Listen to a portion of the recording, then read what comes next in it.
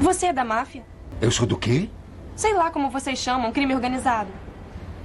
Quem não ama Tony Soprano é quase impossível não amar. Não importa o que ele fez, quem ele prejudicou ou quais erros ele cometeu. Nós nos encontramos torcendo por Tony. Ele era um cara simpático, realmente. Ele era engraçado, carismático. E o estresse do trabalho tornou fácil para nós, espectadores, ter empatia por ele de muitas maneiras. Nós vivemos indiretamente através dele toda vez que ele batia em George. Quem não pensou naquela pessoa chata em nossa vida? Que George nos lembrava as várias namoradas de Tony e casos amorosos que ele teve. Nós sonhamos acordados sobre uma vida na qual poderíamos dormir com quase qualquer pessoa que quiséssemos. O estilo de vida luxuoso de Tony e sua personalidade maior que a vida tornam fácil ignorar suas falhas. Fiz um esforço para não me deixar levar pelo charme de Tony e pela realização de desejos, mas sim prestar atenção em suas ações e nas consequências que essas ações trouxeram. O que descobri sobre essa viagem pela série foi um estudo de personagem fascinante, onde David Chase e companhia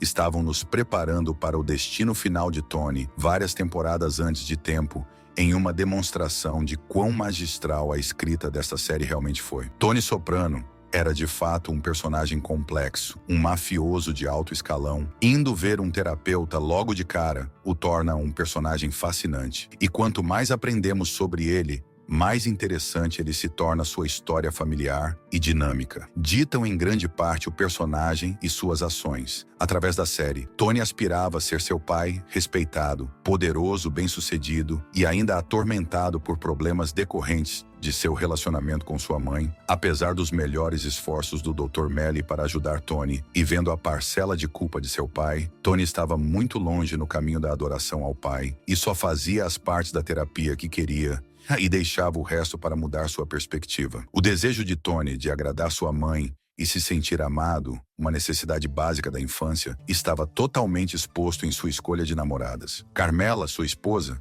não era nada parecida com sua mãe psicologicamente. Tony tinha pouco a ganhar em agradar sua esposa. Claro que a amava, mas nunca se curando verdadeiramente de seus problemas com sua mãe, ele continuou tentando substituí-la por essas outras mulheres e sempre falhando em superar seus problemas por meio da substituição. Você quase pode ver The Sopranos como sendo em 2 atos com uma ponte entre as temporadas 1 a 3, nos mostrou o Tony que amamos e torcemos. Mas suas falhas estavam lá, mas havia uma sensação de que ele era intocável naqueles primeiros anos, que não importa o que acontecesse, Tony poderia superar isso. A 4ª temporada agiu como uma ponte entre os 2 atos, onde as ações de Tony começaram a ter consequências.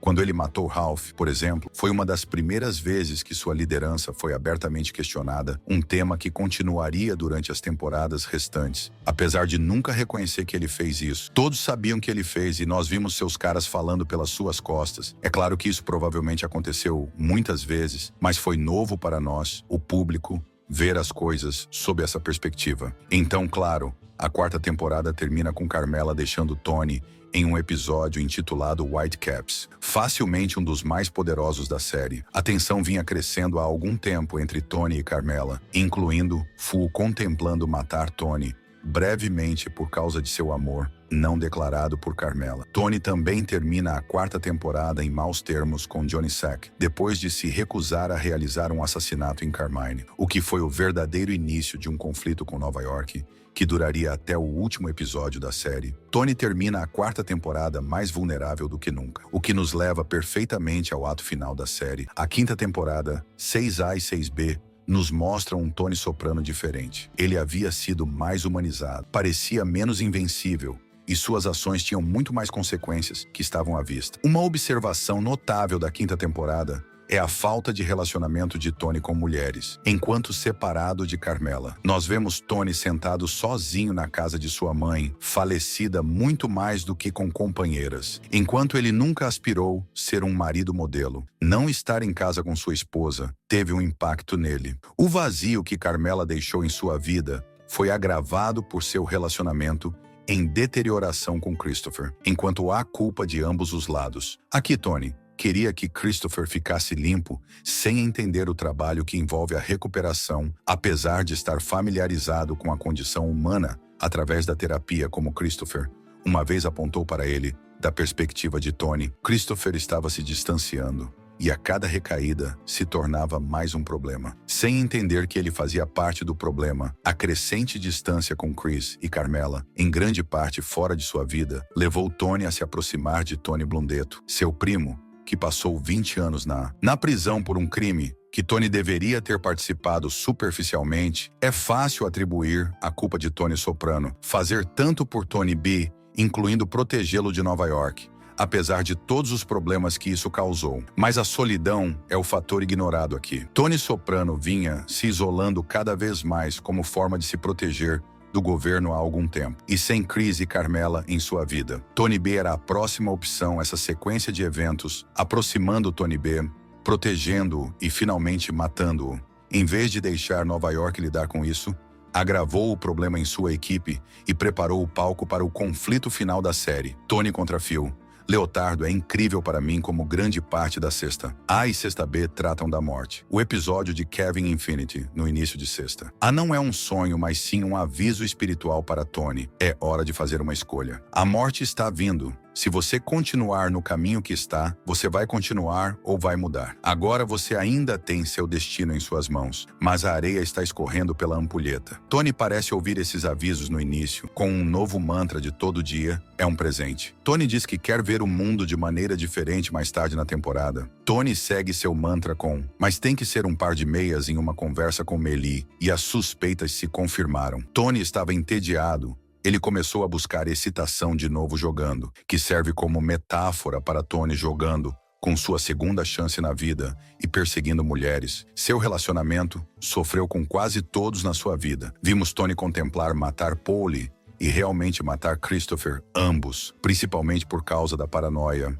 e arruinou seu relacionamento com Hash por causa de dinheiro. Esses são apenas alguns exemplos enquanto Tony estava nesse caminho. Carmela, nas temporadas finais da série, estava em seu próprio caminho, um de autoproteção. The Sopranos nos mostrou a promessa vazia repetidamente de que viúvas e famílias seriam cuidadas. Mas Carmela, sabiamente, não acreditou nisso. Ela pode ter voltado com Tony por várias razões na quinta temporada, mas Carmela estava sempre planejando um fim prematuro, sabiamente em mais um dos quase pesados usos de premonição da série. Não tenho dúvida de que, apesar de sua pesada dor pela morte de Tony no final da série, Carmela foi capaz de cuidar de si mesma e de sua família, depois que Tony se foi. Ela tinha visto muitos exemplos do que não fazer para repetir os erros deles. A temporada 6, B, foi o desmoronamento final de Tony Soprano, incapaz de fazer as mudanças que precisava fazer, as mudanças que seu subconsciente tentou guiá-lo em seu coma. Tony se autodestruiu, paranoia, isolamento, raiva e decisões ruins o levaram à sua morte no momento final de Made in America. David Chase e companhia nos deram todas as pistas de que precisávamos para decifrar. O final não procure mais do que a conversa de Tony com Bob em Soprano Home Movies, que é repetida no penúltimo episódio, e a reação em câmera lenta de Silvio em Stage 5, quando os tiros começam a voar. Estávamos sendo preparados para o que este Fade to Black significaria, tão evidente quanto era, que Tony estava em rota de colisão com a morte. Alguém realmente queria que a imagem final da série fosse Tony sendo morto a tiros. Nós amamos o cara com todas as falhas. No final, Tony escolheu não mudar da mesma forma que tantos outros, na série, escolheram não mudar e se autodestruíram como resultado.